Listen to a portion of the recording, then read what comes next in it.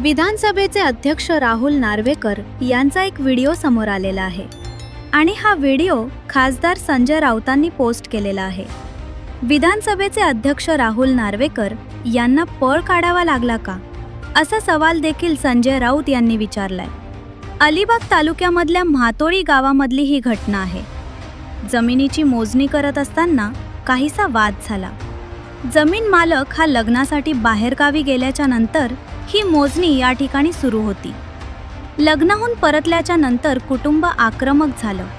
नार्वेकर आणि त्यांच्या सहकाऱ्यांनी या ठिकाणावरून काढता पाय घेतल्याचे दृश्य कॅमेऱ्यात कैद।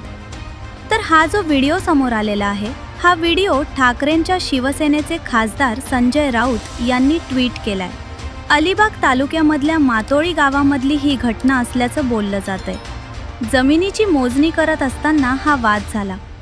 जमीन मालक हा लग्नासाठी बाहेर गेला होता आणि त्यानंतर त्यांच्या जागेमध्ये ही जमिनीची मोजणी सुरू होती।